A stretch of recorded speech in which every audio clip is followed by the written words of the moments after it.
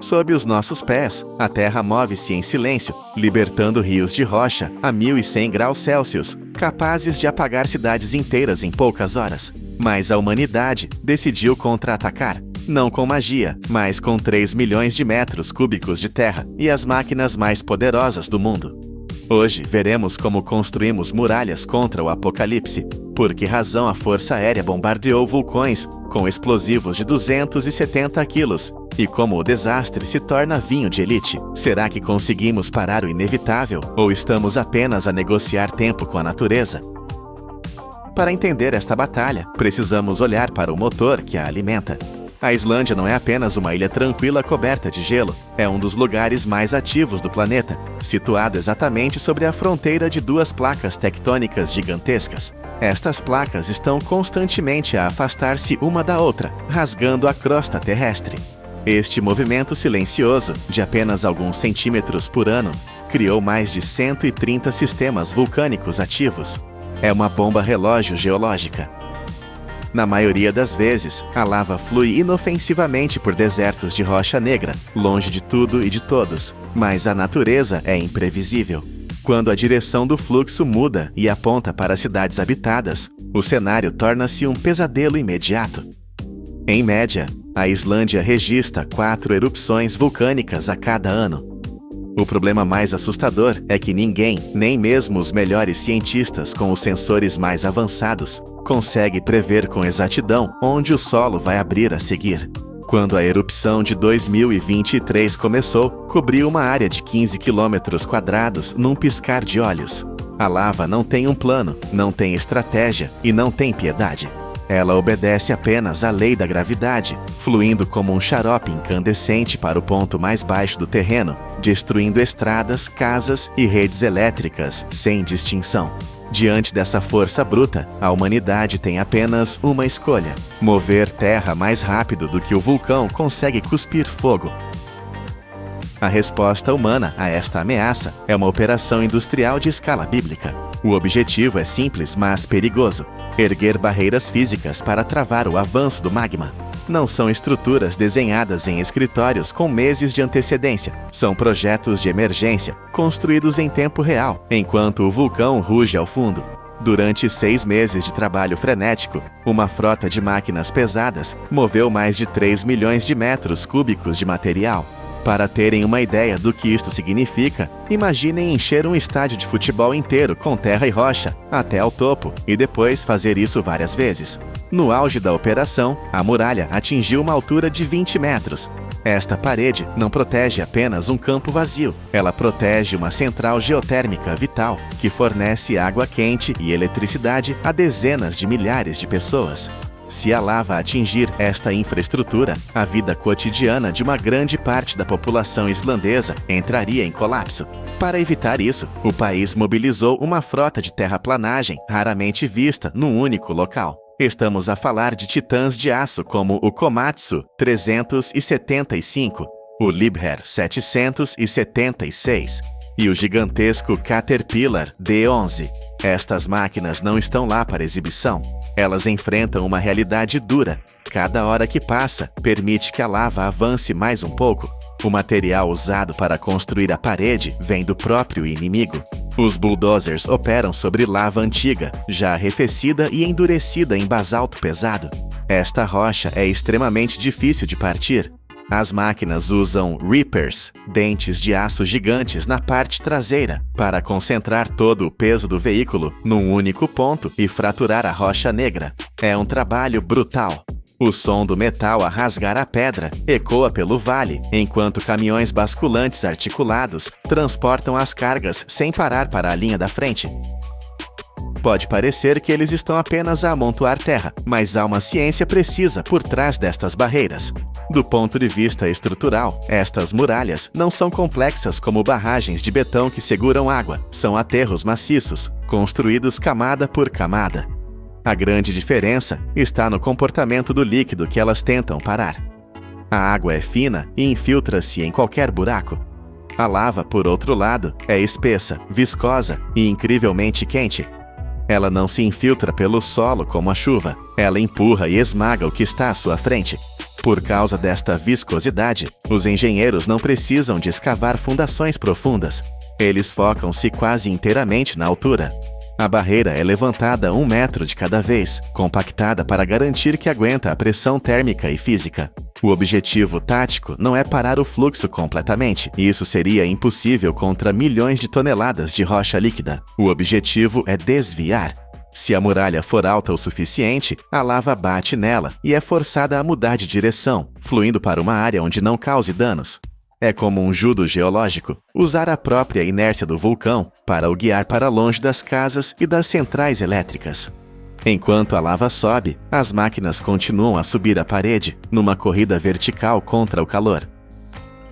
Mas a natureza tem uma forma cruel de nos lembrar quem realmente manda. Nem sempre temos tempo suficiente e nem sempre as máquinas ganham. Em 2024, durante a erupção de Reykjanes, a realidade atingiu os engenheiros com força total. A lava chegou apenas algumas dezenas de horas após o início dos tremores, tornando impossível construir proteções adequadas a tempo. O fluxo de rocha derretida não só transbordou por cima das barreiras de terra, como também encontrou novos caminhos através de fissuras recém-abertas. O mais irônico e assustador foi o papel das nossas próprias estradas. As estradas asfaltadas, construídas para os nossos carros, transformaram-se em pistas de corrida para a lava. A superfície lisa do asfalto oferece muito menos atrito do que o terreno natural rugoso, permitindo que o rio de fogo deslize com muito mais facilidade e velocidade, rompendo as linhas de defesa. Foi um momento de crise absoluta. Quando a terra falhou, os humanos recorreram à água. Equipas de bombeiros foram enviadas para a zona de perigo, não para apagar um incêndio normal, mas para pulverizar água diretamente na lava. A ideia era arrefecer a frente do fluxo, criando uma crosta sólida que agisse como um travão temporário. Foi uma luta desesperada, homem contra vulcão, apenas para comprar alguns minutos extra. Quando as muralhas falham e a água não chega, a história mostra-nos que a humanidade está disposta a tentar medidas ainda mais extremas. Às vezes, a única resposta que nos resta é a força bruta militar, e isto já aconteceu antes. Em 1935 e novamente em 1942, no Havaí, a situação era tão crítica que chamaram a Força Aérea. Aviões militares voaram sobre os vulcões e lançaram bombas de 270 quilos diretamente nos tubos de lava do Mauna Loa. Pode parecer loucura, mas havia uma lógica. O objetivo não era matar o vulcão, mas sim destruir o telhado dos túneis de lava subterrâneos. Se conseguissem colapsar esses túneis, a lava seria forçada a espalhar-se no local da explosão, perdendo velocidade e energia antes de chegar às cidades lá embaixo. Os resultados foram mistos. Algumas vezes funcionou brevemente, outras vezes não fez diferença nenhuma, mas a mensagem era clara. É melhor tentar explodir o problema do que ficar parado a ver a lava avançar. Um exemplo de sucesso mais controlado aconteceu em 1973, na ilha de Heimaey, na Islândia. Quando a lava ameaçou fechar o porto vital da ilha, os islandeses usaram a maior arma que tinham, o oceano. Bombearam água do mar em quantidades industriais diretamente sobre o fluxo. O arrefecimento massivo solidificou a lava, criando uma barragem artificial feita de rocha recém-formada. O fluxo atrás dela foi forçado a mudar de rumo, e o porto foi salvo. Isto provou que, sob as condições certas, podemos manipular a geometria do vulcão. A guerra contra o vulcão é intensa, mas o que acontece quando o fumo se dissipa? A maioria das pessoas vê a terra coberta de lava como um deserto morto e inútil. Mas os agricultores veem algo diferente, uma mina de ouro biológica. A lava, ao arrefecer, transforma-se numa rocha rica em minerais essenciais. Estamos a falar de potássio, magnésio e ferro, os ingredientes secretos para cultivar uvas de classe mundial.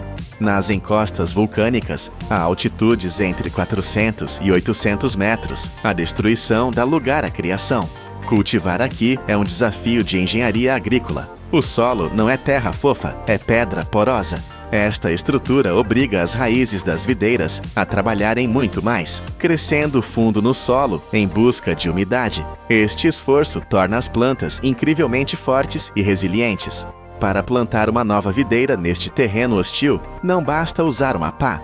Os agricultores precisam de fazer buracos de 40 centímetros de profundidade na rocha e na cinza. Depois, misturam a terra vulcânica com composto orgânico para ajudar a jovem planta a fixar-se. É uma imagem poderosa. Vida verde a brotar diretamente do preto carvão da catástrofe. A cinza vulcânica que antes asfixiava a paisagem, agora nutre as raízes. O resultado deste trabalho árduo é uma colheita impressionante. Nestas encostas negras, a produtividade pode atingir entre 8 e 12 toneladas de uvas por hectare. É um número notável para uma terra que, à primeira vista, parece impossível de cultivar. O clima seco e ventoso das regiões vulcânicas é perfeito para uvas de casca fina, permitindo que absorvam a luz do sol sem apodrecerem com a umidade excessiva. A colheita é uma operação de precisão. Geralmente acontece de manhã cedo, quando o ar ainda está frio e um leve nevoeiro cobre os cachos. Isto é crucial para manter a frescura e evitar que as uvas oxidem antes de chegarem à adega. As uvas são lavadas cuidadosamente para remover qualquer vestígio de poeira vulcânica e depois prensadas.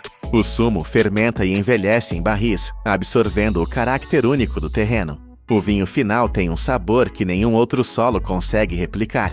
É a prova líquida de que a destruição não é o fim. O que começou como uma ameaça mortal capaz de derreter aço, termina engarrafado como um produto de luxo. A lava passou de inimigo a recurso, completando um ciclo industrial de morte e renascimento.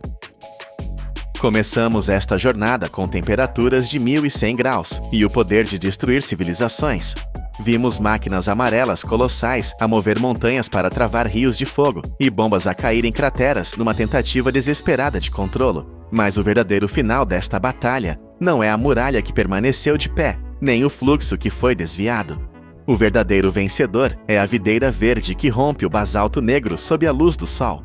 A humanidade aprendeu uma lição valiosa. Não podemos vencer um vulcão apenas com força bruta. A nossa única e verdadeira superpotência é a adaptação. A capacidade de transformar o veneno em remédio e a catástrofe em recurso. Talvez, no final de contas, essa seja a maior vitória da engenharia e do espírito humano, sobreviver ao fogo e brindar ao futuro com o vinho nascido das cinzas. Nos Andes, um único erro de cálculo não custa apenas dinheiro, ele custa vidas enviadas diretamente para um abismo sem fim. A 4.500 metros de altura, o ar rarefeito rouba 40% da força dos homens. Mas o verdadeiro choque é este. Em obras extremas como essa, mais de 60% de todo o orçamento milionário não é gasto para construir a estrada em si. Esse dinheiro é queimado apenas para impedir que a montanha destrua o trabalho humano antes mesmo da inauguração. Como engenheiros obrigam milhares de toneladas de aço e concreto a flutuar sobre o vazio, onde a gravidade é o inimigo número 1. Bem-vindos ao poder da indústria. Para entender a loucura que é construir aqui, você precisa primeiro sentir o ambiente. Não estamos falando de uma obra comum em uma planície segura. Estamos no teto das Américas, onde o vento corta como uma navalha e o clima muda de um sol escaldante para uma tempestade de neve cega em questão de poucas horas. As rodovias no Peru, Chile e Bolívia desafiam a lógica. Elas são fios de aço costurando regiões que ficaram isoladas umas das outras por séculos. Mas a montanha não quer ser domada. O terreno é vertical, instável e traiçoeiro. Aqui, a batalha é travada em duas frentes brutais. Primeiro, temos a fase aberta, onde a estrada é talhada diretamente na carne viva da rocha, contornando o precipício. Mas quando a encosta se torna íngreme demais, quando a gravidade torna impossível cortar a pedra, a tática muda. Os engenheiros param de lutar contra a superfície e decidem atravessar o coração da montanha, construindo túneis que são verdadeiras fortalezas subterrâneas. Antes que o asfalto preto e liso possa receber o primeiro pneu, uma guerra de engenharia precisa ser vencida. E tudo começa quando a encosta ainda é virgem, um gigante de pedra silencioso esperando o primeiro golpe. O primeiro passo não é dado por máquinas, mas pela matemática. Topógrafos e engenheiros precisam determinar com precisão cirúrgica onde a estrada vai passar. Eles pintam as linhas de batalha diretamente na face do penhasco. 1 metro para a esquerda e a estrada colide com a parede. 1 metro para a direita e ela cai no vazio. Com o traçado definido, começa a cirurgia explosiva. Mas esqueça as explosões descontroladas dos filmes. Aqui, a detonação é uma forma de arte. Furos de perfuração são feitos na rocha, seguindo um padrão desenhado por computadores. A quantidade de explosivo é medida em gramas, não em quilos. O objetivo é quebrar apenas a seção necessária da rocha, sem abalar a estrutura da montanha inteira. Se a explosão for forte demais, ela pode causar um deslizamento que levaria meses para limpar, ou pior, derrubaria a plataforma onde as máquinas estão operando. Assim que a poeira da explosão assenta, a cavalaria pesada entra em cena. Escavadeiras hidráulicas gigantes avançam sobre os escombros. Seus dentes de aço agarram toneladas de pedra fraturada. Em um balé mecânico perigoso, caminhões basculantes de serviço pesado manobram na borda do precipício para receber a carga. Esses veículos operam sem parar, dia e noite, transportando a montanha despedaçada para longe. Em certas seções, onde a geografia permite um atalho brutal, tratores de esteira simplesmente empurram as rochas para o abismo, criando cascatas de pedra que despencam centenas de metros até os rios lá embaixo. É uma demonstração de força bruta, necessária para limpar o caminho rapidamente. Logo atrás, vêm as lâminas de nivelamento. Tratores começam a esculpir a forma final da estrada. Eles empurram o excesso, cortam os pontos altos e preenchem os baixos. A lâmina de aço raspa a rocha, ajustando a inclinação para garantir que, no futuro, a água da chuva escorra para longe e não destrua a pista. Esse ciclo violento de perfurar, explodir, carregar e nivelar se repete quilômetro após quilômetro. É um trabalho lento, onde o progresso é medido em metros e o perigo é constante, mas quando a poeira finalmente baixa, o que resta é uma cicatriz plana na montanha, pronta para ser transformada em uma via moderna. Agora que a base bruta está pronta, a transformação começa. A pedra nua e irregular não serve para pneus modernos. É preciso criar um colchão tecnológico. Caminhões despejam toneladas de pedra britada e agregados selecionados em longas faixas. Carregadeiras distribuem esse material. E motoniveladoras o espalham com uma precisão milimétrica. Não é apenas terra, é a fundação da estrada. Caminhões-pipa passam pulverizando água, não para limpar, mas para criar a umidade perfeita, que permitirá que a terra se compacte e fique dura como cimento. Então, o chão começa a tremer. Rolos compactadores vibratórios, pesando dezenas de toneladas, passam repetidamente sobre cada camada. Eles esmagam as pedras umas contra as outras, eliminando bolsas de ar e criando uma base sólida. Nas curvas fechadas, onde as máquinas gigantes não cabem ou perigosamente perto da borda, homens corajosos usam compactadores manuais, garantindo que cada centímetro de solo esteja firme. O risco de queda é real e, por isso, em muitos pontos, equipes de alpinistas industriais descem pelas paredes verticais. Suspensos por cordas, eles usam marteletes pneumáticos para remover pedras soltas acima da estrada e instalam malhas de aço gigantescas. Essas redes são o escudo que protegerá os futuros motoristas de quedas de rochas. Finalmente, chega o momento da verdade, o asfalto. O ar nos Andes é gelado, mas o asfalto chega fervendo. Uma camada de ligação líquida é pulverizada e aquecida com maçaricos a gás para garantir que o pavimento grude na base. A vibroacabadora avança lentamente, recebendo a mistura quente e fumegante. Atrás dela, uma mesa de aço alisa o material, deixando para trás um tapete negro e perfeito. A equipe trabalha em um ritmo frenético. Se o asfalto esfriar antes de ser compactado, ele quebrará em poucos meses. É uma corrida contra o frio da montanha. O calor sobe do chão, envolvendo os trabalhadores em fumaça e vapor, enquanto eles usam pás para ajustar manualmente as bordas. Quando o último rolo compressor termina seu trabalho e a água de alta pressão limpa a superfície, o que vemos é uma fita preta perfeita, uma prova da vitória da ordem sobre o caos da natureza. Mas o que acontece quando a montanha se torna uma parede vertical? Quando não há onde apoiar a estrada e cortar a rocha, causaria um colapso. Nesse momento, a engenharia para de cavar e começa a montar um quebra-cabeça gigante no ar. A solução é suspender a estrada. Em vez de lutar contra a encosta, os engenheiros constroem enormes pilares de concreto armado que se erguem do fundo do vale ou se apoiam em pequenas saliências de rocha. Como não há espaço para caminhões manobrarem, a estrada é construída como um brinquedo de Lego para gigantes. Módulos inteiros, feitos de vigas de aço e lajes de concreto, são fabricados em áreas seguras, longe do abismo. Cada peça é desenhada para se encaixar perfeitamente na outra.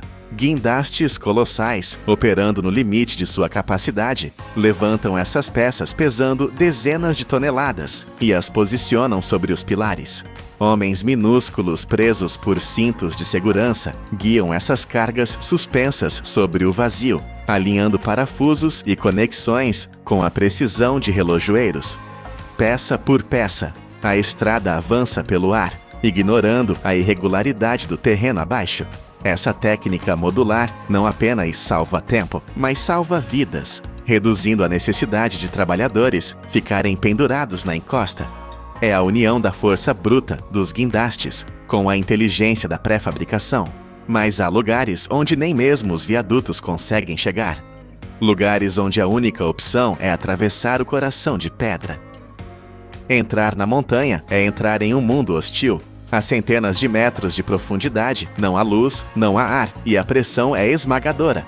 Antes de enviar homens ou máquinas, os engenheiros precisam dar pulmões ao túnel. Eles perfuram poços verticais, chaminés invisíveis que sobem do fundo do túnel até o topo da montanha, às vezes por 200 metros de rocha sólida. A técnica é fascinante. Uma broca piloto desce, e então uma cabeça de perfuração gigante é puxada de volta para cima, comendo a rocha de baixo para cima. Quando esses poços se abrem, ventiladores a jato, poderosos como turbinas de avião, começam a rugir. Sensores eletrônicos monitoram cada partícula de oxigênio e cada traço de gases tóxicos explosivos. Sem esse sistema respiratório artificial, o trabalho subterrâneo seria uma sentença de morte em minutos. Com o ar garantido, o palco está montado para a entrada da maior estrela dessa engenharia, o monstro mecânico. Do lado de fora, vemos apenas poeira, mas lá dentro, nas entranhas da Terra, uma besta de aço está sendo despertada, a máquina perfuradora de túneis, ou TBM. Não pense nela como uma simples ferramenta, pense nela como uma fábrica móvel, um verme de aço com 100 metros de comprimento e pesando mais de 3.000 toneladas. Montar isso dentro de uma caverna é um pesadelo logístico. Centenas de caminhões trazem as peças. O componente mais pesado sozinho pesa mais de 1.500 toneladas. Engenheiros usam lasers para alinhar cada módulo com uma precisão de 5 milímetros. É como montar um relógio suíço, mas com peças do tamanho de casas. Quando a máquina está pronta, ela ocupa o espaço de um prédio de 30 andares deitado de lado. O operador, sentado em uma cabine que parece o cockpit de uma nave espacial, aperta o botão. O chão treme. Na frente da máquina, a cabeça de corte é a face da destruição. 23 discos feitos de ligas metálicas ultra duras começam a girar. Cilindros hidráulicos empurram essa cabeça contra a rocha viva com uma pressão de 500 toneladas. A rocha, por mais dura que seja, não tem chance. Ela é esmagada, triturada e mastigada.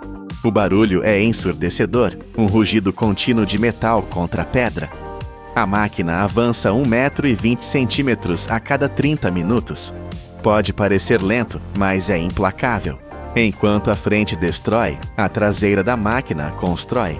Braços robóticos pegam painéis de concreto pré-moldados e os colocam nas paredes do túnel recém-aberto, criando um anel perfeito. A máquina se agarra a essas paredes com garras hidráulicas, puxa-se para frente e repete o ciclo.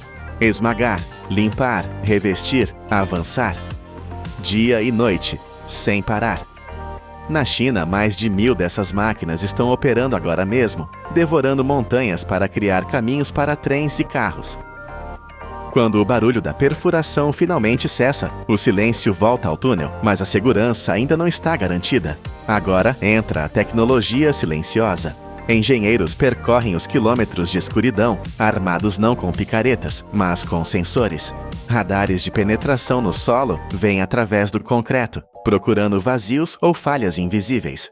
Scanners a laser mapeiam cada milímetro da superfície. Sensores de pressão são instalados nas paredes, prontos para detectar se a montanha está tentando esmagar o túnel. Câmeras de ultra-alta definição inspecionam cada parafuso. Tudo isso é conectado a uma sala de controle central, um cérebro digital que monitora a saúde do túnel 24 horas por dia. Ventiladores, bombas de drenagem, luzes de emergência, tudo é testado à exaustão. Só quando os computadores confirmam que a estrutura é perfeita, o túnel é declarado vivo. Agora, olhe novamente para essa paisagem. Onde antes havia apenas penhascos intransponíveis e abismos mortais, agora existe uma linha preta suave e contínua. Aquela máquina de 3.000 toneladas que rugiu e tremeu nas profundezas, agora repousa, sua missão cumprida. Os explosivos silenciaram. O que resta é o silêncio do vento andino, quebrado apenas pelo som suave de pneus rodando sobre o asfalto perfeito. Esta estrada não é apenas uma conveniência para viajar mais rápido. Ela é um monumento à teimosia humana. Lembre-se do número inicial. 60% do custo foi gasto apenas para vencer a geografia. Cada curva suave esconde toneladas de dinamite, suor e cálculo matemático. Engenheiros e operários olharam para uma parede vertical que dizia impossível e responderam com aço, concreto e coragem.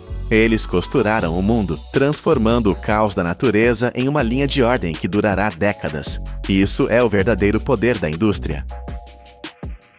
Imagine um líquido branco que estraga em poucos dias se ficar fora da geladeira. Agora, imagine pegar milhões de litros desse líquido, lançá-lo dentro de um tornado de calor a 200 graus Celsius e transformá-lo em segundos em uma poeira capaz de durar anos. Como é possível remover toda a água sem cozinhar o leite? Bem-vindos ao interior de uma mega fábrica, onde a engenharia luta contra o tempo para transformar a natureza em pó. A jornada começa muito antes das máquinas gigantes serem ligadas. Começa no campo, em uma corrida contra um inimigo invisível e mortal, o tempo. O leite é 87% água, um ambiente perfeito para bactérias se multiplicarem. Assim que sai da vaca, o relógio biológico começa a contar. Para vencer essa guerra, a primeira arma é o frio. Imediatamente após a ordenha, o líquido é resfriado a 4 graus Celsius. Não é apenas frio, é a temperatura exata para colocar a biologia em hibernação. Mas o desafio real é mover esse oceano branco. Imagine uma frota de caminhões-tanque, verdadeiros cofres de aço inoxidável sobre rodas, cruzando as estradas. Cada um deles funciona como uma garrafa térmica gigante, blindada contra o calor do sol, transportando dezenas de milhares de litros de fazendas distantes até o coração da indústria. Quando esses gigantes de metal chegam aos portões da fábrica, a tensão aumenta. Eles não podem simplesmente descarregar. Aqui, a segurança é paranoica. Antes de qualquer mangueira ser conectada, uma equipe de elite entra em ação. Técnicos de laboratório, vestindo jalecos brancos imaculados, extraem amostras de cada tanque. Em minutos, eles realizam uma bateria de testes que determinaria o destino de toneladas de produto. Eles buscam intrusos microscópicos, salmonela, listeria, qualquer sinal de contaminação. Eles medem a gordura e a proteína com precisão decimal. Se um único indicador estiver fora do padrão, todo o caminhão, valendo milhares de dólares, é rejeitado na hora. Não existe quase bom nesta indústria. Somente quando o computador dá o sinal verde é que as válvulas se abrem e o leite é bombeado para dentro, entrando em um sistema de tubos de aço, onde nunca mais verá a luz do dia, nem será tocado por mãos humanas. Agora que o leite está dentro da fortaleza de aço, ele precisa ser preparado. A primeira etapa é um ato de violência controlada chamado pasteurização. O objetivo é simples, matar qualquer bactéria nociva sem destruir o sabor, mas fazer isso requer um domínio absoluto da temperatura. O leite flui para dentro de trocadores de calor, um labirinto de placas metálicas finíssimas. Em questão de segundos, o líquido que estava gelado é disparado para 72 graus Celsius. É um calor intenso, suficiente para queimar a pele, mas calculado para ser fatal apenas para os micróbios. O segredo aqui é a velocidade. O leite suporta esse inferno térmico por exatos 15 segundos. Se ficar mais tempo, ele cozinha e perde os nutrientes. Se ficar menos, não é seguro. É um equilíbrio na lâmina de uma faca. E então, tão rápido quanto subiu, a temperatura é derrubada. O sistema força o resfriamento imediato de volta para menos de 5 graus. Esse choque térmico brutal garante que o leite que segue adiante é estéril, seguro e ainda fresco. Sensores digitais monitoram cada gota. Se a temperatura variar meio grau que seja, o fluxo para automaticamente. Nada escapa ao olhar eletrônico da fábrica. O que temos agora é um líquido seguro, mas ainda é apenas leite cru. Para transformá-lo em um produto industrial perfeito, precisamos desmontá-lo peça por peça. Na natureza, o leite varia. No verão, a gordura muda. No inverno, a proteína altera. Mas a indústria não aceita variações. Cada colher de pó deve ser idêntica à anterior. Para conseguir isso, o leite entra nas centrífugas. Imagine um tambor de metal girando a milhares de rotações por minuto. A força gerada aqui é colossal, muitas vezes maior que a gravidade da Terra. Sob essa pressão esmagadora, o leite se divide. A gordura, que é mais leve, é arrancada do líquido e sai como creme. O leite desnatado mais pesado é arremessado para as paredes da máquina. É física pura separando a natureza em seus componentes básicos. Não há batedeiras, apenas a força bruta da velocidade separando moléculas. Agora, os engenheiros tornam-se arquitetos. Eles pegam o leite desnatado e injetam de volta uma quantidade matematicamente precisa de creme. Se a receita pede 26% de gordura, a máquina entrega exatos 26%. Nem mais, nem menos. Computadores analisam o fluxo em tempo real, ajustando as válvulas instantaneamente. O resultado é um leite padronizado, um líquido projetado para ser consistente, pronto para enfrentar o maior desafio de todos, a remoção da água. Aqui encontramos um problema físico. O leite é quase 90% água. Para virar pó, essa água tem que sumir. Mas se fervermos o leite a 100 graus, como fazemos na cozinha, ele vai queimar, caramelizar e ficar com gosto ruim. A solução dos engenheiros é genial. Eles mudam as leis da física. O leite entra em torres gigantescas, chamadas evaporadores. O interior dessas máquinas está sob vácuo.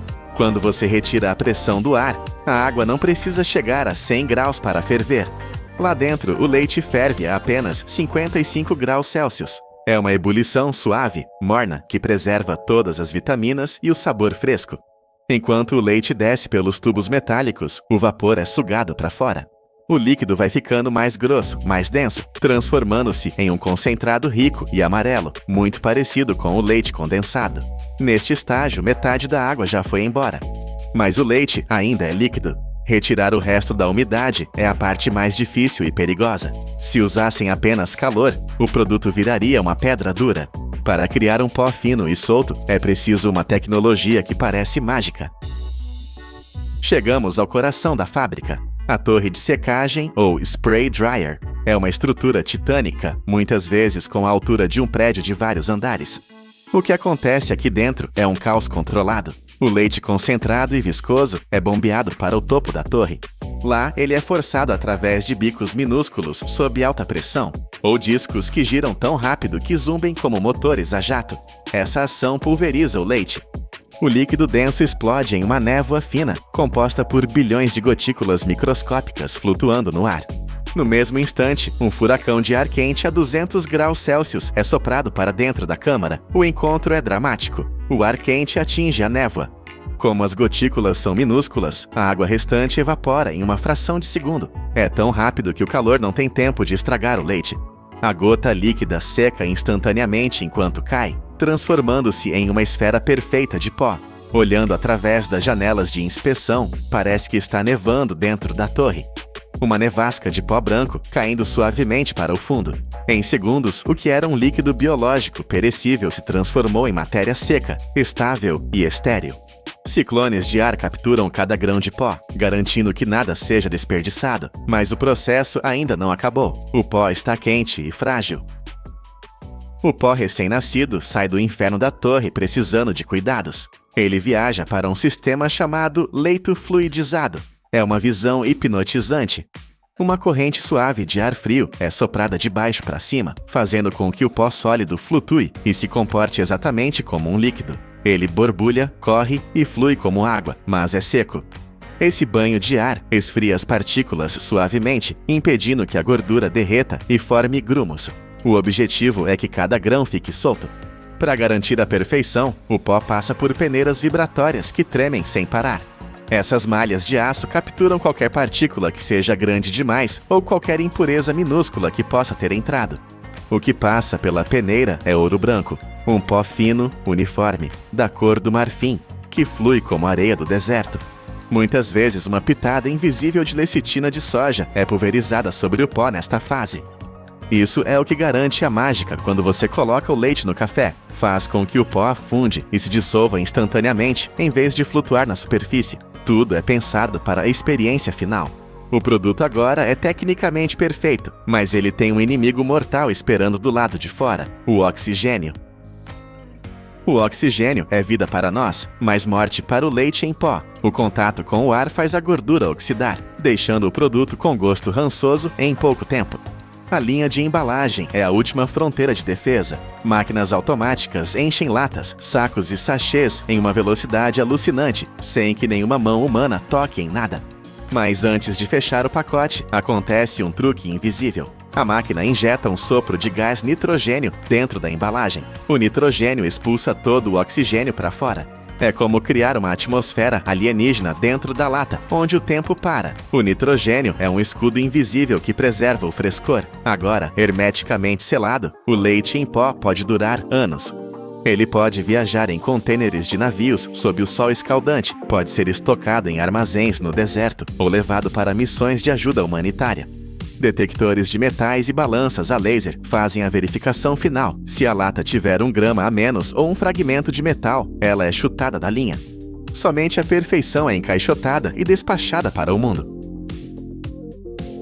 De volta à sua cozinha, em uma manhã tranquila, você pega uma colher desse pó e o mistura no café. Ele desaparece em um redemoinho cremoso instantaneamente. Parece simples, não é? Mas lembre-se do que você acabou de ver. Aquele pó branco é um sobrevivente. Ele viajou centenas de quilômetros, foi resfriado, aquecido, girado a velocidades insanas, fervido no vácuo e seco em um tornado de fogo. É o triunfo da engenharia humana sobre as limitações da biologia. O leite que duraria dias, agora é eterno. Transformamos um líquido frágil em um recurso estratégico que alimenta o planeta. Isso não é apenas comida, é o verdadeiro poder da indústria. Obrigado por assistir. Você acha que o caos da natureza é impossível de controlar? Pense de novo. A indústria global economiza mais de 1,5 bilhões de dólares por ano ao entregar o comando de seres vivos às máquinas. Como a humanidade domina milhões de mentes imprevisíveis e as transforma em uma rede de 30 bilhões de dólares. De pastores robóticos nos céus a fibras que funcionam como ar-condicionado microscópico. Bem-vindo à era do pastor cibernético, onde a biologia encontra a engenharia pesada. Esqueça tudo o que você sabe sobre fazendas antigas. A imagem do pastor solitário com seu cajado é coisa do passado. O que estamos vendo hoje é uma operação de escala militar. Estamos falando de uma indústria colossal, onde apenas uma raça, a merino, comanda quase 40% de toda a produção mundial de lã. Imagine rebanhos tão vastos que cobrem horizontes inteiros, áreas que só podem ser realmente compreendidas quando vistas do espaço. Mas a inovação aqui não é apenas sobre tamanho, é sobre reinventar a função do animal. No estado do Texas, nos Estados Unidos, está acontecendo algo que parece ficção científica. Chamam de pastoreio solar. Imagine campos de energia gigantescos, milhares de painéis solares brilhando sob o sol. O problema sempre foi a grama. Ela cresce, faz sombra e rouba a eficiência da energia. A solução antiga era usar cortadores de grama barulhentos, movidos a gasolina, queimando dinheiro e poluindo o ar. A nova solução? Milhares de ovelhas. Elas são lançadas entre os painéis como máquinas biológicas de precisão. Elas cortam a vegetação sem tocar nos cabos, fertilizam o solo e transformam um problema em lucro. É um ecossistema duplo, onde a energia limpa alimenta a cidade e o pasto alimenta a indústria. E não pense que todas as ovelhas são iguais. A ciência dividiu essa espécie em mais de 1000 raças, cada uma projetada geneticamente para uma missão industrial específica. A Merino é uma fábrica viva de lã, produzindo até 5 quilos de fibra ultra fina por temporada. A Dorper é uma máquina de carne, projetada para explodir em crescimento, atingindo 40 quilos em questão de meses. E a Suffolk é o tanque de guerra do rebanho, feita para resistir a tudo. Mas controlar essa biomassa viva, garantir que cada grama de energia se transforme em lucro, exige mais do que cercas. Exige um controle de combustível tão preciso quanto o de um foguete espacial. Entre nos galpões modernos e você não verá fazendeiros carregando baldes. O trabalho pesado, sujo e impreciso foi eliminado.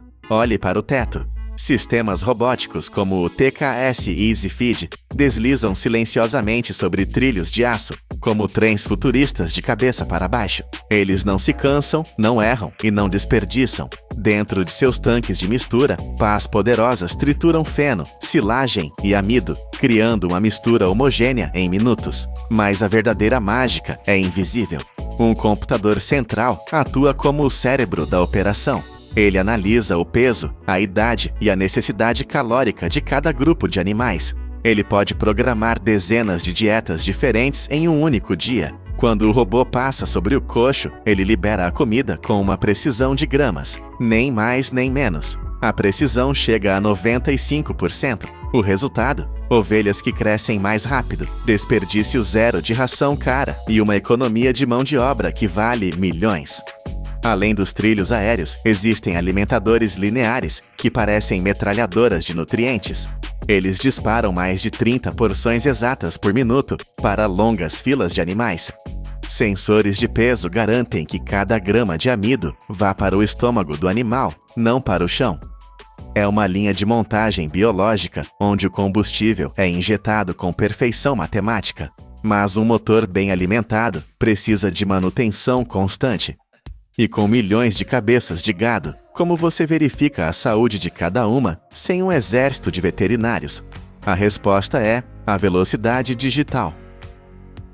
No passado, verificar a saúde de um rebanho gigante era uma luta física, lenta e estressante. Hoje é um fluxo de dados. Apresento a você o classificador automático, máquinas como a Racewell. O que um humano levaria minutos para fazer, esta máquina faz em menos de 3 segundos. É uma velocidade que o olho mal consegue acompanhar. Quando uma ovelha entra na câmara, ela deixa de ser um animal e vira um código. Sensores leem o chip RFID na orelha dela instantaneamente. O sistema puxa a ficha completa. Quem são os pais? Quanto ela pesava a semana passada? Que vacinas tomou? Em um piscar de olhos, a balança digital mede o peso com uma precisão de 100 gramas. Um sistema pneumático de porta se abre e, com um sopro de ar comprimido, empurra o animal suavemente para o curral certo. Doente? Para a esquerda. Pronta para o mercado? Para a direita. Precisa de mais comida? Segue em frente. Esta máquina também funciona como uma clínica de alta velocidade. O fazendeiro pode aplicar vacinas, checar os dentes ou dar vitaminas sem lutar contra o animal. Em grandes fazendas, um único sistema processa 600 ovelhas por hora. Isso economiza dezenas de milhares de dólares e elimina o erro humano. A máquina não tem dias ruins, ela não se cansa, mas a saúde não é apenas peso e dados. É também uma guerra constante contra parasitas invisíveis. E para vencer essa guerra, a indústria usa a força bruta da química e da pressão. Parasitas podem destruir a qualidade da lã e matar o lucro.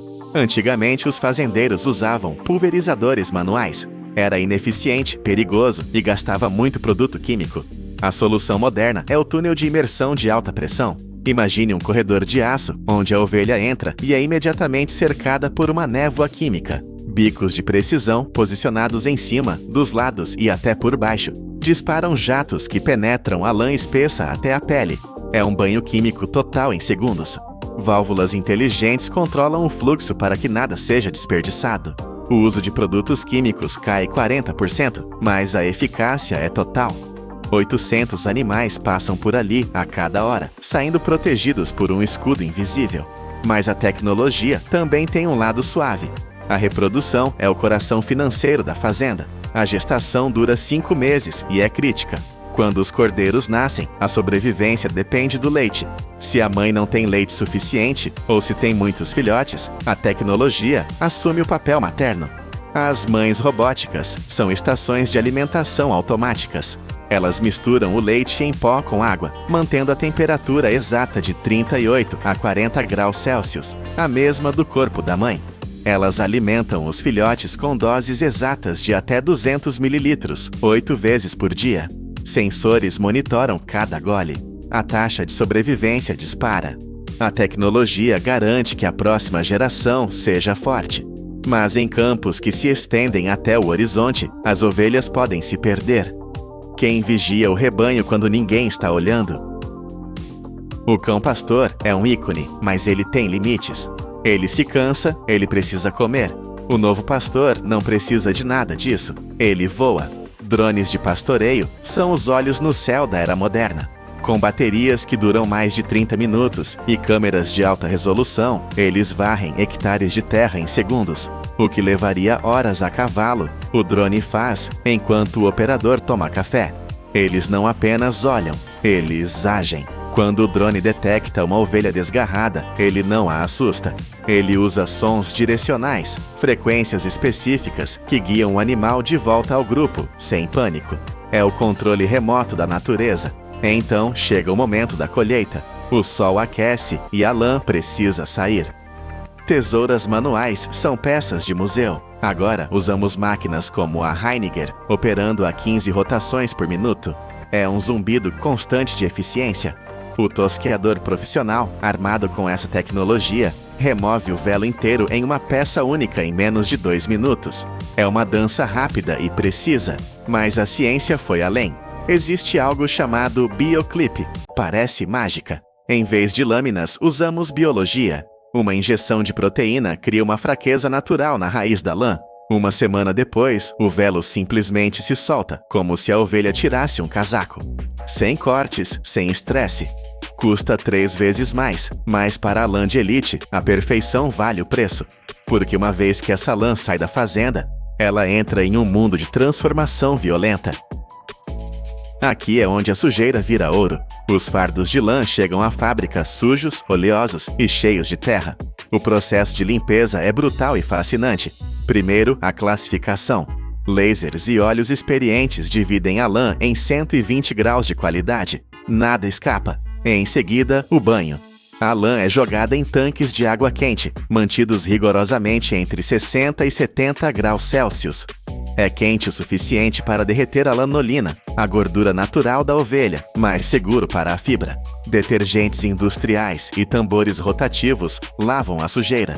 O que sai é uma nuvem branca e pura, mas está molhada. Secadores gigantes sopram ar a 100 graus, baixando a umidade para exatos 15%. Agora, prepare-se para a violência da cardagem. Tambores de aço cobertos com centenas de milhares de dentes metálicos giram a 900 rotações por minuto. Eles rasgam, puxam e alinham as fibras. O caos vira ordem. A lã vira uma teia fina, quase transparente, mas ela precisa ser forte. As máquinas de fiar entram em ação. Elas esticam a fibra 40 vezes o seu comprimento e a torcem a 10.000 rotações por minuto. 10.000.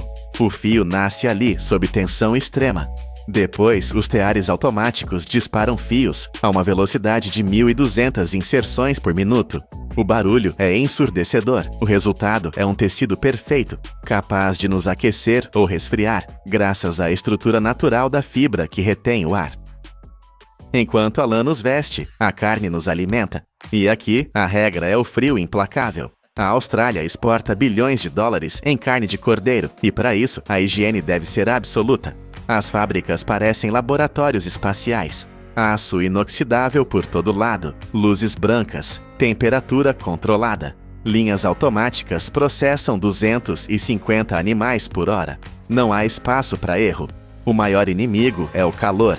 Assim que o processamento começa, a carne entra em túneis de resfriamento rápido.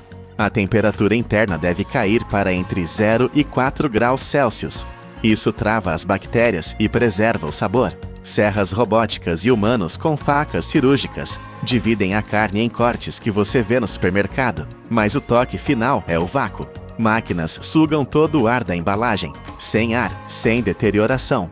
Cada pacote recebe uma etiqueta RFID. Se você comprar essa carne em Paris ou Nova York, um scanner pode dizer exatamente de qual fazenda ela veio. É o controle total, do pasto ao prato. Cada fibra de lã é um tubo de ar-condicionado natural, projetado pela evolução e aperfeiçoado pela engenharia. Do drone que vigia do céu à embalagem a vácuo que viaja pelo mundo, esta jornada prova uma coisa: a agricultura moderna não é uma luta contra a natureza, é um balé tecnológico de alta precisão. É uma indústria onde o caos vira ordem e onde o cuidado vira algoritmo. O que antes era lama e suor, agora é dados e aço inoxidável. E no centro de tudo, a humilde ovelha, agora parte de uma máquina global, continua a sustentar o mundo. Você já tentou imaginar o silêncio absoluto descendo sobre as fábricas do mundo?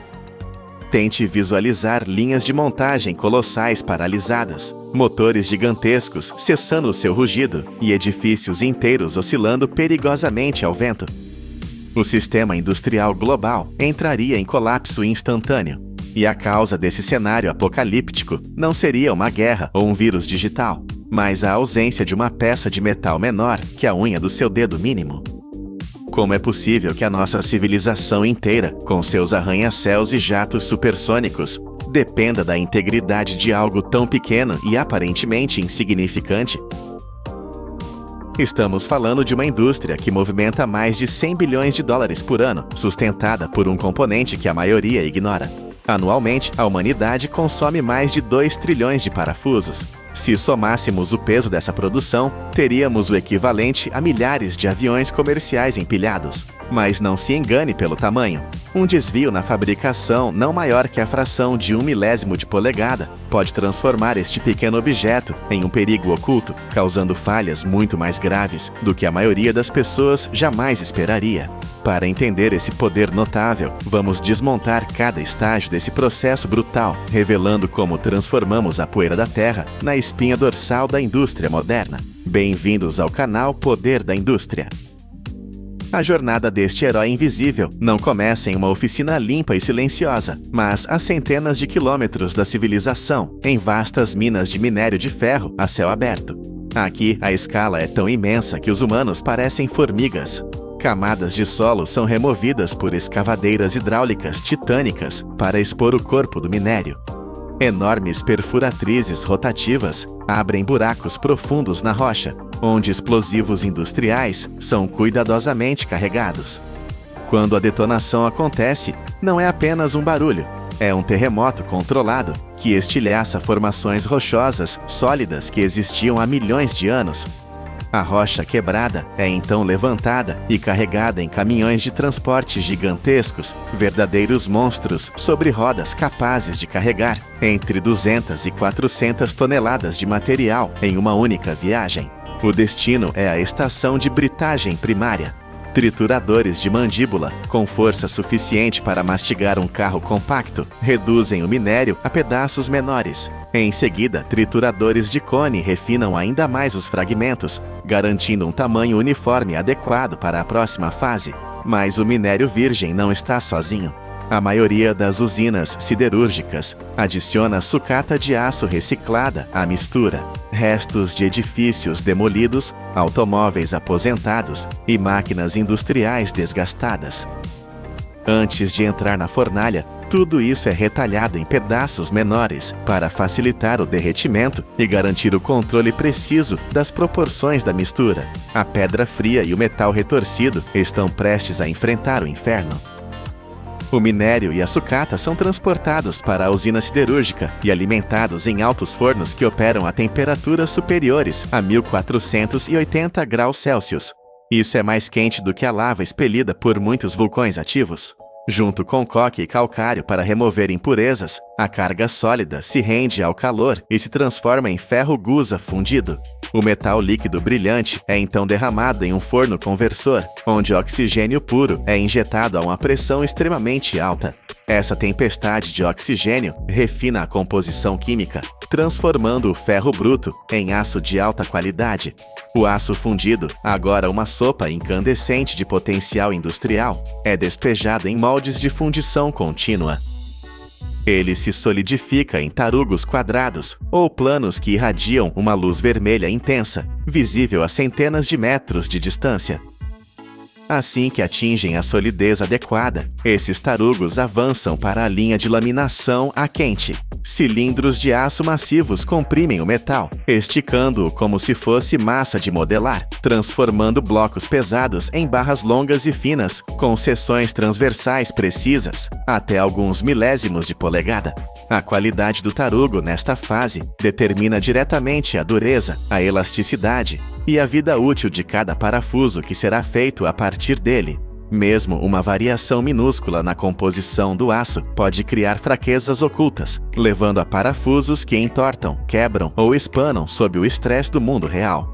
Dependendo do produto final, as fábricas selecionam aço carbono ou aço liga, contendo elementos como boro ou cromo, para garantir resistência à tração ideal. Quando os tarugos atendem aos padrões, são reaquecidos a cerca de 1.250 graus Celsius para torná-los mais maleáveis e passam por pares de cilindros de laminação que os esticam em hastes de aço que se estendem por centenas de metros. Essas longas bobinas passam por caixas de água de circuito fechado para um resfriamento controlado, refinando a estrutura interna do grão do metal e aumentando significativamente sua força. O produto final é uma bobina de fio de aço com uma superfície limpa e diâmetro preciso, pronta para assumir a forma que todos conhecemos. As bobinas de fio de aço chegam à fábrica de parafusos e são montadas em um suporte de alimentação dedicado. O fio é desenrolado continuamente, endireitado e esticado para eliminar qualquer curvatura residual.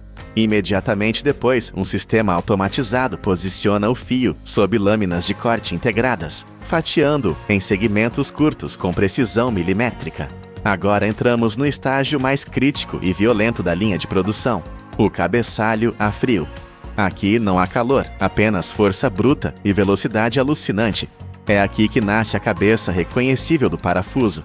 Durante o primeiro impacto, a peça bruta é comprimida para formar o pescoço. Imediatamente depois, um golpe ainda mais forte remodela o topo em uma cabeça arredondada ou plana. Se o parafuso exigir uma fenda cruzada, Phillips ou um soquete hexagonal, um punção adicional crava o recesso preciso, onde uma chave de fenda poderá se encaixar. Todo o processo acontece tão rapidamente que o olho humano mal consegue perceber. Cada golpe leva apenas alguns milésimos de segundo.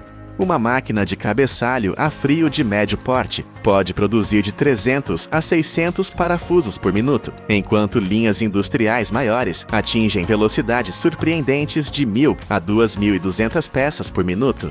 Imagine uma metralhadora disparando metal. É assim que a máquina cospe milhares de peças a cada 60 segundos, operando continuamente por horas sem interrupção. Com a cabeça formada, as peças avançam para o estágio de laminação de rosca. É aqui que ocorre uma mágica da engenharia. Ao invés de cortar as roscas com um torno, removendo o material e enfraquecendo a peça, a fabricação moderna depende da laminação a frio. Este processo transforma uma simples haste de metal em um componente capaz de prender estruturas inteiras. Dentro da máquina, cada peça é posicionada entre duas matrizes planas, gravadas com padrões de rosca, uma fixa e outra movendo-se para frente e para trás. À medida que a peça rola entre elas sob enorme pressão, o metal é forçado a fluir para as ranhuras das matrizes. Em menos de um segundo, roscas perfeitamente elevadas são formadas. O resultado é um parafuso com acabamento superficial mais liso e uma resistência à tração 20 a 30% maior do que a das roscas cortadas convencionalmente. Isso acontece porque a estrutura de grãos do metal é comprimida e alinhada em vez de ser cortada. Graças a essa vantagem, quase todos os parafusos usados em automóveis e aeronaves são feitos assim. Uma máquina padrão pode processar centenas a milhares de peças por minuto, produzindo roscas tão afiadas e uniformes que estão quase prontas para uso. O princípio é idêntico ao de uma tampa de garrafa, mas projetado para suportar milhares de quilos de força. O parafuso pode parecer completo agora, mas se fosse usado neste estado, falharia. Para atingir a resistência mecânica necessária, ele deve passar por um dos passos mais críticos, o tratamento térmico. Os parafusos são espalhados uniformemente em uma correia transportadora e alimentados em um forno contínuo. Lá dentro, a temperatura atinge entre 800 e 900 graus Celsius. Esse calor infernal é alto o suficiente para alterar completamente a estrutura interna do aço. Os átomos de ferro e carbono se reorganizam em uma nova forma cristalina. Para evitar a oxidação, esse processo ocorre em uma atmosfera controlada. Assim que saem da zona de alta temperatura, os parafusos são rapidamente resfriados em um banho de óleo ou polímero. Essa queda súbita de temperatura, de quase 900 graus para menos de 100 graus em um instante, congela a estrutura do aço, tornando-o significativamente mais duro. No entanto, neste estado endurecido, o metal também se torna quebradiço como o vidro e propenso a rachar sob impacto. O processo ainda não terminou. Para atingir o equilíbrio perfeito entre dureza e tenacidade, os parafusos são colocados em um forno de revenimento, operando a uma temperatura muito mais baixa, geralmente entre 150 e 250 graus Celsius. Este estágio alivia as tensões internas, reduz a fragilidade e melhora a ductilidade. É esse equilíbrio delicado que permite que um pequeno parafuso segure máquinas pesando várias toneladas. Um desvio de apenas algumas dezenas de graus durante o revenimento pode reduzir a resistência do parafuso em 30 a 40%. Ao sair do forno, a superfície de cada parafuso está coberta de fuligem e óxido escuro. Se deixados assim, enferrujariam em poucas semanas ao ar livre. Eles precisam de uma armadura. Milhares de parafusos são carregados em um tambor rotativo e submersos em uma solução desengordurante para remover óleo e resíduos. O metal volta a brilhar, limpo. Em seguida, vem a galvanoplastia. O tambor atua como cátodo, enquanto grandes placas de zinco servem como ânodo. Quando uma corrente elétrica é aplicada, íons de zinco migram e se ligam às superfícies dos parafusos, formando um revestimento protetor de apenas 5 a 10 microns de espessura. Isso é até 20 vezes mais fino que um cabelo humano.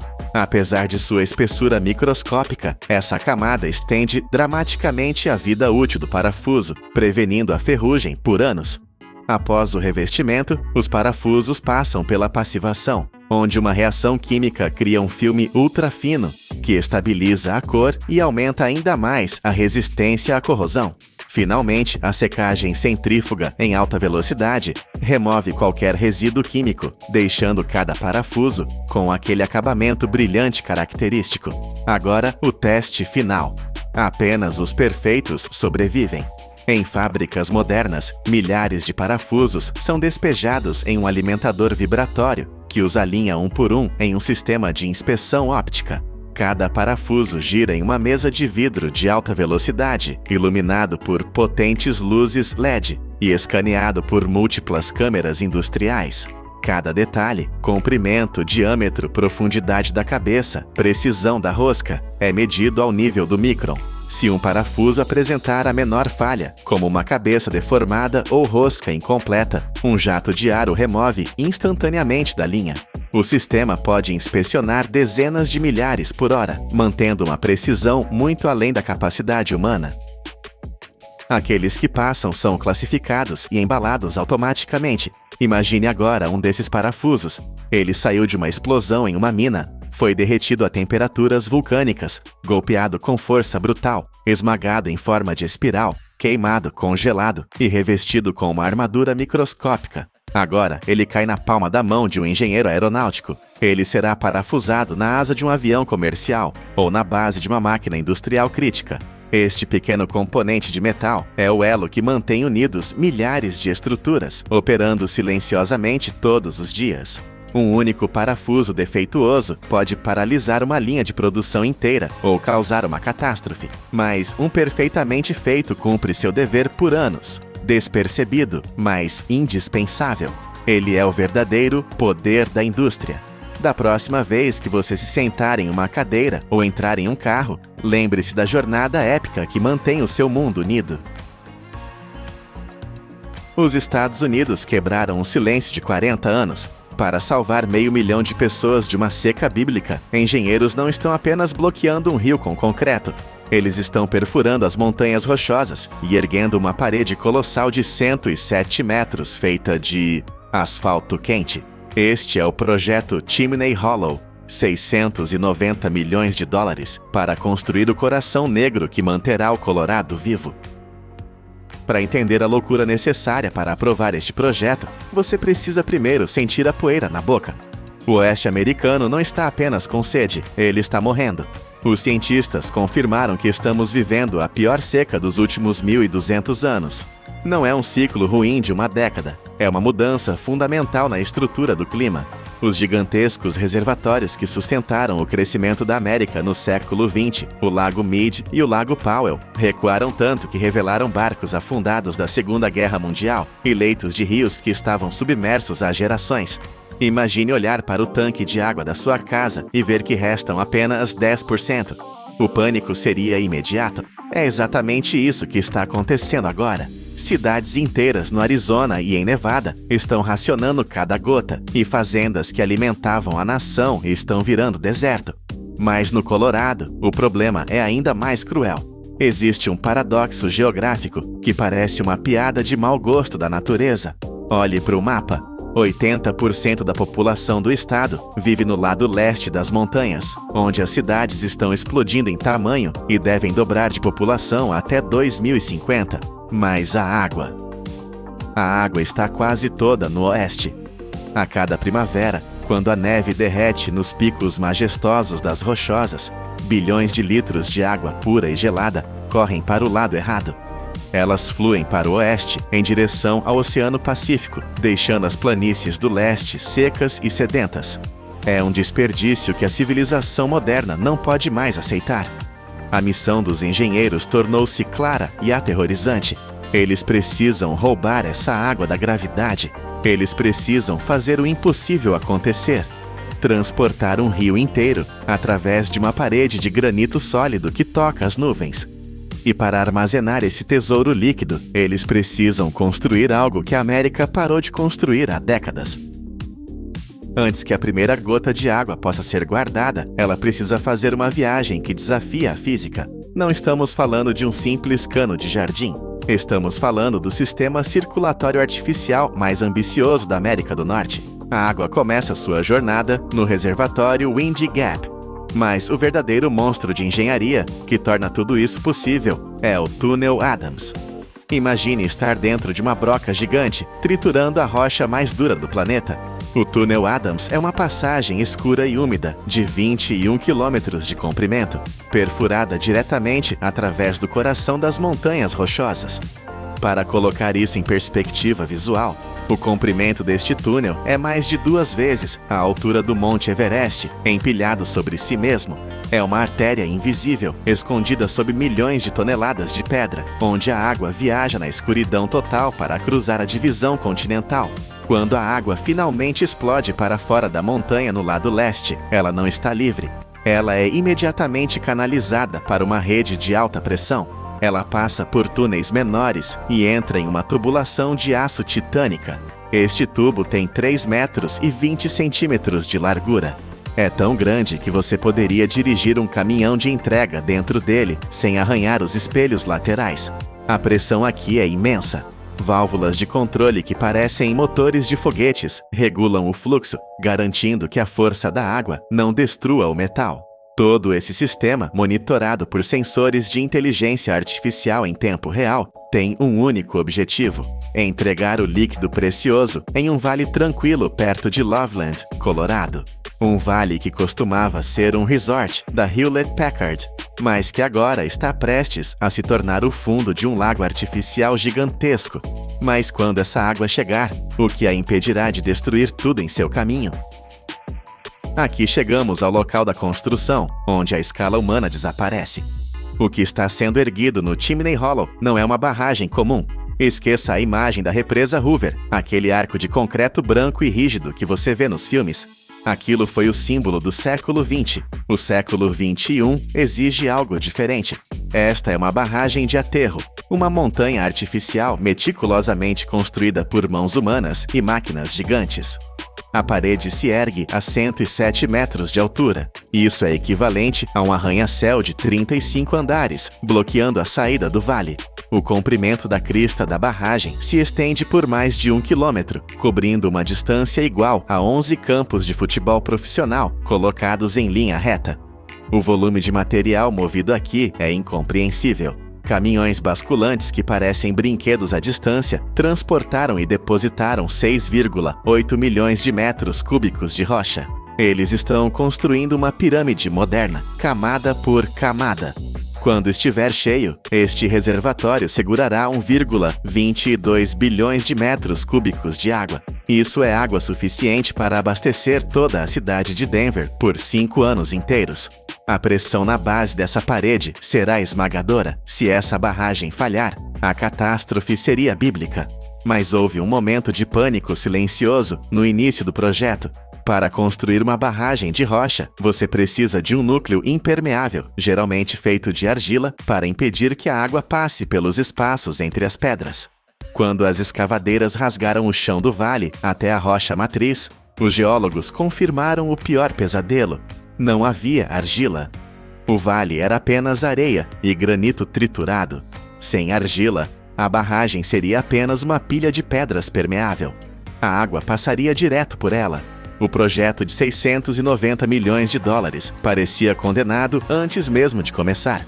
Mas a engenharia americana olhou para a Europa, especificamente para a Noruega e a Suécia, e encontrou uma solução radical. Eles decidiram abandonar a terra e usar o petróleo. A solução é o asfalto, mas não o asfalto que você dirige todos os dias. Estamos falando de núcleo de asfalto hidráulico, uma tecnologia tão rara que este é apenas o segundo projeto em toda a história da América do Norte a utilizá-la. É aqui que o vídeo se torna quente e viscoso. Imagine uma fábrica química montada no meio das montanhas. O cheiro de betume quente enche o ar. As máquinas aquecem uma mistura especial de pedras finas, e betume a uma temperatura infernal de 150 graus Celsius. A mistura é negra, brilhante e mortalmente quente. Esta substância não é despejada de qualquer jeito. Uma pavimentadora especial, guiada por laser e GPS, deposita o asfalto no centro exato da barragem, subindo camada por camada, à medida que as rochas são empilhadas ao redor. O resultado é um núcleo preto, vertical, que funciona como a espinha dorsal da barragem. Mas por que asfalto? A resposta é genialidade pura. O concreto é duro, mas é quebradiço. Se o chão se mover, o concreto racha. O asfalto nesta mistura especial é viscoelástico. Isso significa que ele é sólido o suficiente para ficar em pé, mas flexível o suficiente para fluir. Pense nisso como um coração de pedra envolto em uma camada gigante de borracha indestrutível. Se um terremoto sacudir as montanhas, ou se a barragem assentar com o peso colossal da água, o núcleo de asfalto não vai rachar. Ele vai se dobrar. Ele vai se adaptar. Se uma pequena fissura aparecer, a pressão e o calor natural farão com que o asfalto sangre para dentro da rachadura, selando-a automaticamente. É uma barragem que se cura sozinha. É a fusão perfeita de força bruta e química avançada. Para instalar isso, eles tiveram que bombear concreto líquido nas profundezas da terra, criando uma cortina de isolamento na rocha-mãe, e depois construir este núcleo negro, centímetro por centímetro, sob o sol escaldante e a neve congelante. É uma barreira feita para durar não décadas, mas séculos. Mas a confiança cega na química não é suficiente quando 500 mil de vidas estão em jogo. A barragem Chimney Hollow não é apenas uma pilha de pedras com um centro de asfalto. Ela é um robô gigante disfarçado de montanha, enterrados profundamente dentro daquela parede negra, onde nenhum humano jamais poderá ir novamente. Estão mais de 500 sensores de fibra óptica e instrumentos de pressão. Estes não são sensores comuns. Eles formam um sistema nervoso digital que está acordado 24 horas por dia, 7 dias por semana. Esses nervos digitais conseguem sentir coisas que nós não conseguimos. Eles detectam a pressão da água empurrando contra a parede. Eles sentem as microvibrações do vento batendo na crista da barragem. Eles podem até registrar tremores de terra acontecendo a centenas de quilômetros de distância. Todos esses dados são enviados para um cérebro de inteligência artificial no centro de controle da Northern Water. O computador conhece a respiração normal da barragem. Se houver qualquer mudança, 1 milímetro de deformação, uma gota de vazamento, o alarme soa antes que o problema se torne real. Além disso, drones autônomos patrulham os céus acima da barragem diariamente, criando mapas 3D com precisão de centímetros. Não há humanos pendurados em cordas arriscando suas vidas para inspecionar rachaduras. Os robôs fazem tudo, mas toda essa tecnologia tem um preço, e não é apenas financeiro. O custo real é pago pela natureza. Onde agora vemos esta máquina de água, existia um ecossistema vivo. Florestas de pinheiros, riachos onde cervos bebiam água ao amanhecer, trilhas onde famílias acampavam no verão. Tudo isso se foi. O fundo do vale foi raspado, limpo e preparado para ser afogado. É uma visão melancólica, ver a beleza selvagem ser substituída pela necessidade humana. Para compensar essa perda, o projeto prometeu plantar 2 árvores para cada uma que foi derrubada e criar novos habitats para a vida selvagem. Mas a verdade nua e crua permanece. Nós trocamos um vale vivo por uma bateria de água. E mesmo agora, com a barragem pronta, o reservatório não encherá da noite para o dia. Levará 3 anos de invernos com neve para encher este gigante. É um lembrete de que, não importa o quão avançada seja nossa engenharia, ainda dependemos da misericórdia do céu. Na década de 1980, a América disse não às grandes barragens. O país acreditava que a era de domar a natureza com força bruta havia acabado. Hoje, 40 anos depois, o projeto Chimney Hollow está diante de nós como uma prova de uma nova realidade. Não vencemos a natureza, tivemos que negociar com ela. Esta estrutura titânica prova que, para sobrevivermos em um planeta que está secando, não podemos mais usar apenas o concreto rígido do passado. Precisamos da flexibilidade do asfalto, da inteligência dos sensores digitais e da coragem de sacrificar vales inteiros para garantir o amanhã. O Chimney Hollow não é apenas um reservatório, é a primeira caixa d'água inteligente do século XXI. Enquanto a água começa a subir lentamente, cobrindo o asfalto negro e escondendo a engenharia para sempre sob uma superfície azul e calma, fica a lição. Esta é a única maneira de mantermos a civilização viva em um mundo onde a água vale mais que o ouro.